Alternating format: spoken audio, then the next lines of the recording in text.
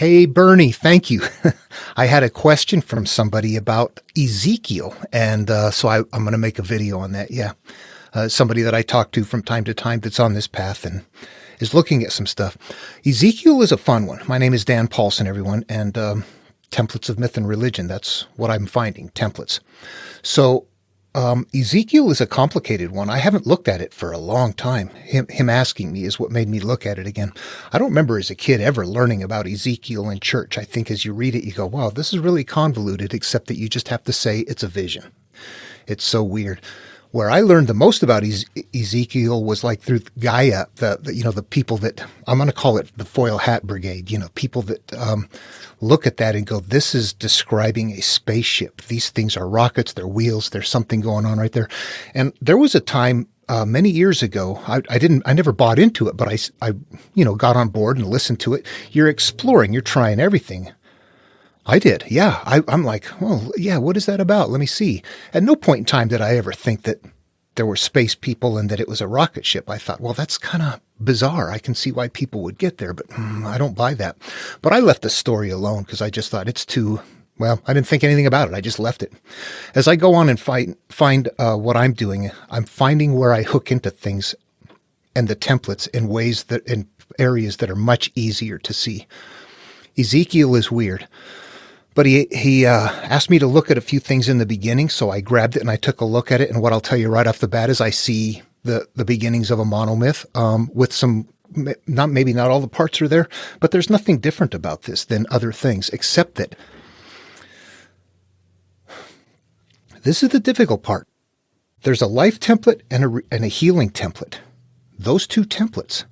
Now, if they are in all of Hinduism, all of Buddhism, all of Judaism, all of Christianity, all of these are containing the same exact template. How do they hide it? How do they make it not visible? The analogs. The analogs go all over the place. They're just things they're making up that mean something to them at their time and their culture, and they're putting them on these stories. What I want to suggest is that we take the stories and we understand that there's a puzzle, that there's something in there. It's a carrier story and a storytelling culture, but there is something in there as well. And there's a playing field to work it out. But it's all up here. This is thousands of years ago. They're advanced mentally, like us. They don't have technology, but they're doing the same things we are. They're figuring things out and they're putting stuff in their mind. People reading this stuff as literal today are the carriers. They have, or they're looking at it outwardly in some way, shape, or form. They're carriers. Okay, that having been said before we get into it, there's something else that's important to note. And I just caught this as I'm going through and looking at Ezekiel again. I hadn't really considered this. I'm up in Genesis establishing some things. There are codes that they're doing. They're creating a numbering system that's going to go through all of their stories. Their stories are not combined in a book like this. They're going around individually, word of mouth. You might hear Genesis. Then, a month later, somebody comes along and goes, oh, I know Exodus. So, you're waiting for stories to come like that. Actually, let me rephrase what I just said, because that's a part of me trying to understand this is to get into their shoes. So in my imagination, I spend a lot of time pretending like I'm experiencing life back there as best I can conjure up in my mind as an isolated shepherd boy. I've always done that for myself because that's kind of my personality. I kind of grew up that way. I was an isolated kid up in the mountains at any rate. So that fits well with me. But truthfully, what they're doing, they have a Sabbath. They have people, everybody gets together and learns this. Everything stops and then you come in and learn about this. The stories are there. The templates are there. But you're hearing about the shell from the Pharisees and the scribes. Okay. Now, that having been said, what I was getting to as far as Ezekiel, there are analogous terms in there that are going to be very different that we haven't heard before, but they're going to also be using analogous terms that have been pre-established. This is going to fit in their culture with their line of work. This is Jewish material. Whatever got established in creation is always going to be there. And there's things for the story that have to be built up. If the template's going to be there, we have to hide the template. How do we do that? Remember day 7? If you're working with me here, this is when we are little children that are carefree and happy. We have not yet begun to judge life experiences and become products of the physical. We're just kind of happy and carefree. Then over time, we have grabbed onto things. 7 is the point in time in creation where we're naked, unashamed. We're not covered with anything in the Garden of Eden, which represents we're conscious, self-aware. Conscious and subconscious are both there, Adam and Eve parts. We're happy because we're in the Garden of Eden. It's a frame of mind. It's playing out up in the psyche. And we are not covered with anything. We're naked, which means we don't have shame. We're not hiding anything. We're not dishonest. We don't have to lie, cheat, steal. We're just like, okay, I'm fine. Yep. No, I did. Okay. And just imagine that. Okay. So that's what they're trying to establish. Then what do? They can't use that over and over again. 7 already appears hundreds of times in the Bible, and it references back to that. If they didn't mix it up somewhat, it would probably be thousands and thousands of times that they would have to do it because it's one template. How do we keep getting back to this point? I'm going to deviate just for a second.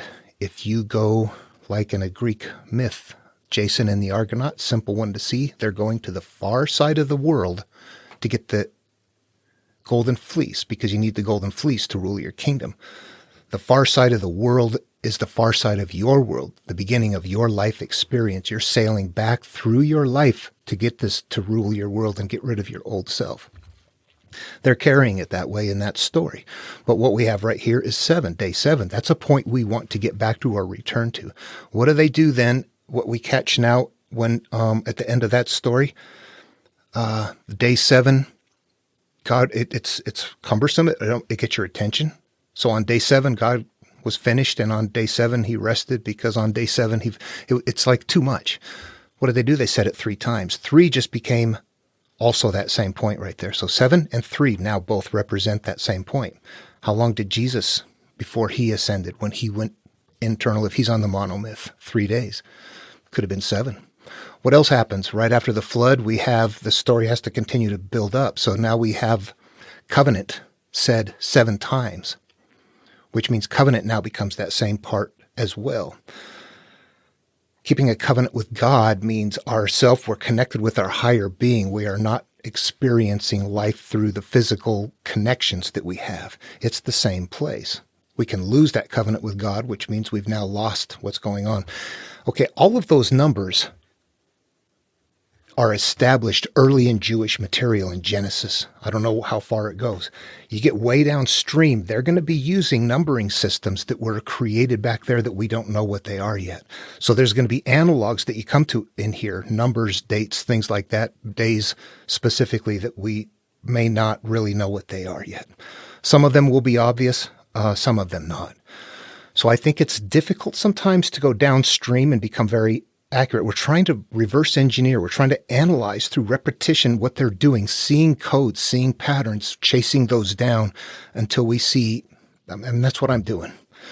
But it all plays out up here, and it's all a mental process. Okay, with that having been said, let's see. There are parts in here that are very visible that there's big parts, and within each big part, you have a lot of little details. You could say, I need to turn inward and heal myself. That's a small story, but it's very accurate. You could make that longer by saying, I need to turn inward and I need to take my sense of fairness. I need to take my strength. I need to take my courage. I need to take all of those things. And those are too easy to say. So this name means strength. So I'm going to take Joe with me. And this name means courage. So I'm going to take Phil I'm just making stuff up here. They begin nesting it in layers that deep. You can, however, spot conceptual patterns and understand that they're doing something different. When Jason sails, that's me going inward, taking on my boat, taking all of the people in here are playing out in my psyche. They're parts of this story. And I'm taking 40 Argonauts with me. When I'm Jesus and I'm going on the monomyth, I'm taking 12 disciples. What are those 40? Jason and the Argonauts, what are the 40 people going along? It's just a way of holding the story. The 12 disciples, look up their names, see what qualities they are. These are the things that we're taking with us as we go along. That's the depth that we're seeing in some cases. All right, let's go ahead and just read a little bit, a couple of chapters in Ezekiel here and see what we come up with. Okay, it starts off in the 13th year on the 5th day of the 4th month, while I was among the exiles by the river Kabar, the heavens opened and I saw visions of God. On the 5th day of the month, it was the 5th year of the exile of King Jehoiakim. The word of the Lord came directly to Ezekiel the priest, the son of Buzi, in the land of the Chaldeans by the river Kebar, and the Lord's hand was upon him. Okay, we got a couple things I see. There's a calling right there. Yep, you're specially chosen right there. Right in the beginning on the 13th year, 5th day, I don't know what those are. 4th month, I almost recognize 4th possibly as the day after day 3. Precedent would be day 7. Day 7 is the point we want to get to, when in the template are Jewish boys supposed to get circumcised, and that's day 8. So if 3 and 7 mean the same thing, that 4th month could be, you need to go on the path. Things are not okay. But there's the 5th, the 13th, I don't know what those are. River Kabar, that's going to mean something. Kabar, I don't know what that means to them.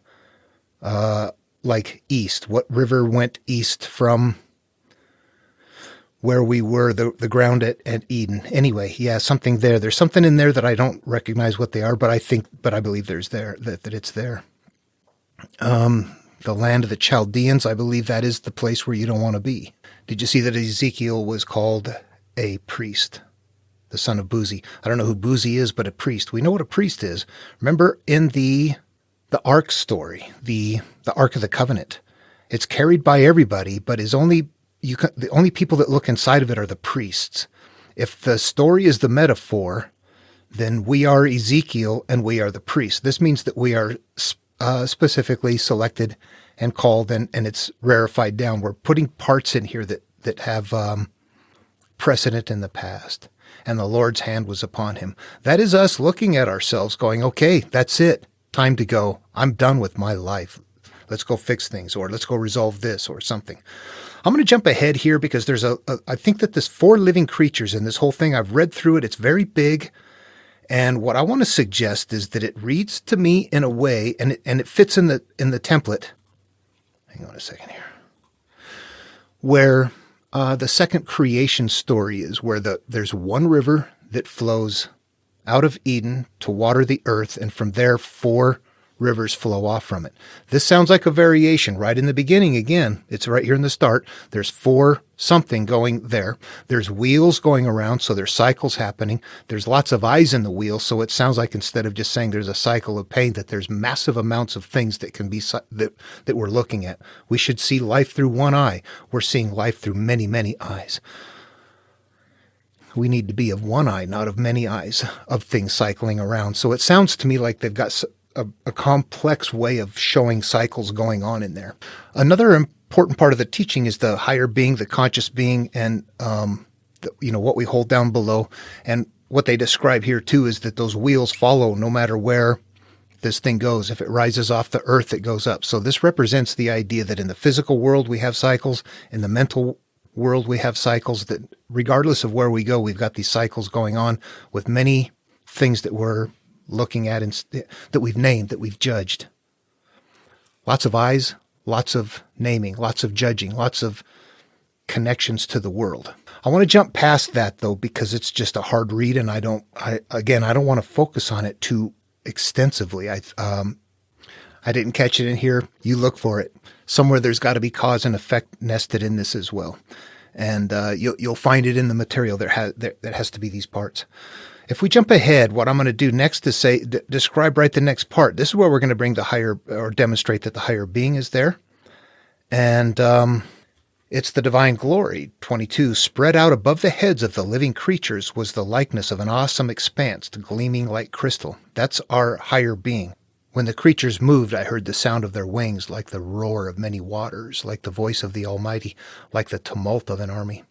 When they stood still, they lowered their wings, and there came a voice from above the expanse over their heads as they stood still with their wings lowered. So it's establishing the higher being connection right now. Above the expanse over their heads was the likeness of a throne with the appearance of sapphire, and on the throne high above was a figure of that of a man. From what seemed to be his waist up I saw a gleam like amber, with what looked like fire within all around it. So they're putting other things in here, but this is really the higher being. It's establishing the mental hierarchy. And from what seemed to be his waist down, I saw what looked like fire and brilliant light surrounded him. Yeah, it's just a higher being. All of those other things are going to be analogous things that are part of the story that are more details, finer detail. But I think that all we need to realize is that that's the higher being. And he's got power. Somehow something. Brilliant light. We have the capacity to illuminate things. Fire, it destroys stuff. We can use those to heal. The appearance of the brilliant light all around him was like that of a rainbow in the cloud on a rainy day. Rainbow is established before. That is God's covenant. That is the rainbow shows the connection between us and that's a covenant, right? Yeah, the covenant is what? Day 7. There was the appearance of the likeness of the glory of the Lord, and when I saw it, I fell face down and heard a voice speaking. Okay, let's read on. Remembering now that what we're doing is that we are, Ezekiel is our conscious. That is who and what we are, how we consciously live our day-to-day life. That's the one that's made all the decisions and has to go in and do all the work. We are in communication with our higher being who is telling us, yeah, it's done. It's time to let the emotions not win. It's time for us to do something to affect a real change. That is what is going on here. And all of the parts are going to represent on the template going back and doing that. Son of man, he said to me, stand up on your feet and I will speak to you. As he spoke to me, the Spirit entered me and set me on my feet, and I heard him speaking to me. That's just us saying, okay, I'm not going to let my fear win anymore. It keeps hurting. The cycles, those wheels with all the eyes keep coming around. Son of man, he said to me, I am sending you to the Israelites, to a rebellious nation that has rebelled against me. So that's our earlier self. To this very day, they and their fathers have rebelled against me. They are obstinate and stubborn children. Yeah, they are. That's our earlier self in charge, obstinate and stubborn. And I am sending you to them, and you are to say to them, this is what the Lord God says. So we're starting to communicate with our inner being. We've turned inward at some point. And whether they listen or refuse to listen, for they are a rebellious house, they will know that a prophet has been among them. Actually, it almost sounds like a refusal of the call, doesn't it, right there? I think what they're getting to is we look at ourselves, we start looking and healing ourselves. How easy is it? Yep, I made a change. Next day, how good was that change? Yeah, that's what's happening. But you, son of man, do not be afraid of them or their words. Yeah, don't be afraid of what you have inside of you. Do not be afraid, though briars and thorns surround you and you dwell among scorpions. All of my pain, my shame, my fears, I am among them. Do not be afraid of their words or dismayed by their presence, though they are a rebellious house. But speak my words to them, whether they listen or refuse to listen, for they are rebellious. And you, son of man, listen to what I tell you. Do not be rebellious like that rebellious house. Open your mouth and eat what I give you. We're eating in the spiritual world. We are learning. If we're going to eat something, we have to know something. We are about to get supernatural aid. When I looked and saw a hand reaching out to me, and in it was a scroll, which he unrolled before me, and written on the front and the back of it were words of lamentations, mourning, and woe. Son of man, he said to me, eat what you find here. Eat this scroll and then go back to speak to the house of Israel. That's what we're doing now. We're eating the scroll. Metaphor. We are learning. We are figuring out what to do. This is the knowledge we need to turn inward and to start looking at ourselves.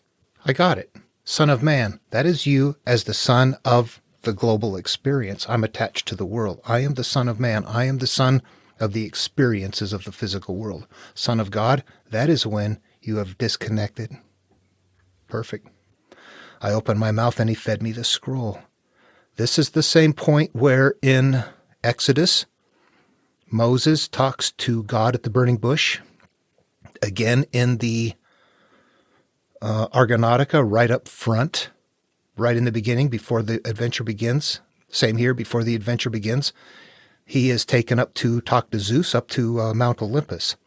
And here we have the higher being feeding knowledge to the, you see the parallels. You see how the analogs are shifted so far, though it's hard to see them. You have to read them conceptually in order to see that they're the same. So I ate, and it was as sweet as honey in my mouth. This is the right thing to do. Okay, I'm going to stop here. I think you see what's going on, or what I'm doing anyway. Let me shut that off. Okay. Yeah, it's framed on there, but it's going to be somewhere for me that is way downstream from what I'm doing right now. And I look at it and go, okay, I see some big chunks in there that I absolutely recognize, with a lot of details that are like, okay, whew, somebody's going to have fun with that one. That's not my thing to do. I'm still trying to establish the baseline.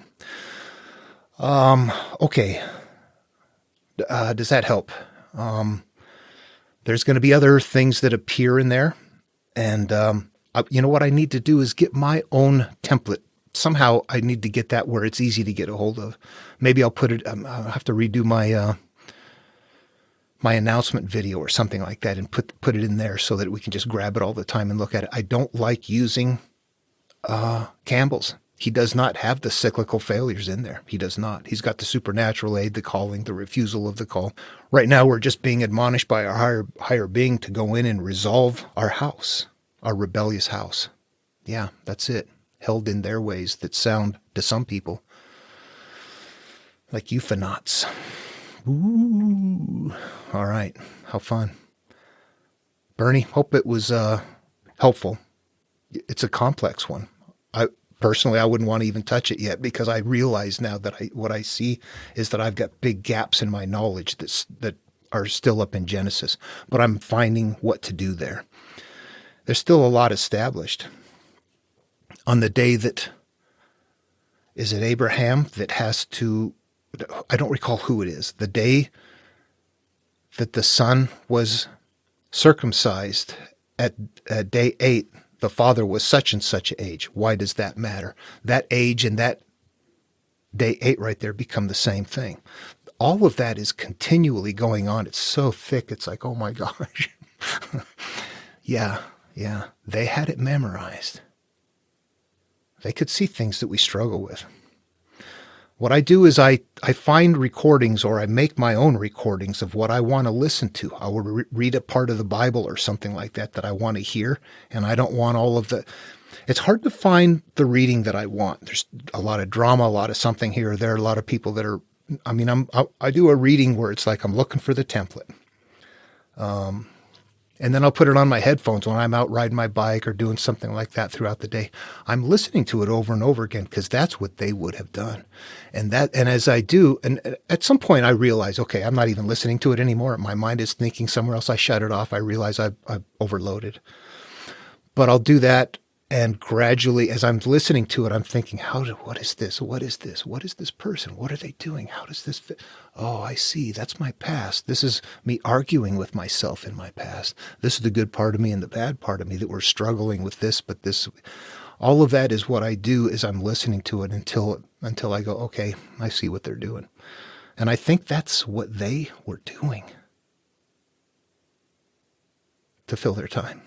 But also, it very instantly you look at that and go, boy, there's layers of things in there. The religion itself is the carrier shell that is for the population. You see the validity in it back then.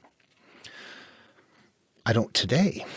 I think something has gone wrong. Yeah. The gaming platforms have become reality. Although, they were more than that. That's kind of a harsh thing to say, isn't it? At some point, that's what I want to say. But that's because, you get to be that kid way back then. You're like, oh, okay, this is fun. Yeah, I got nothing to do. I don't have models, hobbies, nothing. No electricity, no bottles of glue, balsa wood, nothing. Yeah, this is it right here. Anyone else? If you see what I'm doing here and you want me to take a look at something and see if I can conceptually visualize something in there, some of it might be so strange you go, I don't know. It's a hard thing. But I find consistency. At the same time, there's this realization that you play it out in your mind to see it, and hearing somebody say it, You might look at it and go, okay, I see a couple parts of what you're talking about. I see what you have to do. But not until you do it yourself does it really become yours. The Tao that can be told is not the eternal Tao. We have to do these in our heads. That's where they go. That's where they come from. All right. Love one another. See you in the next video.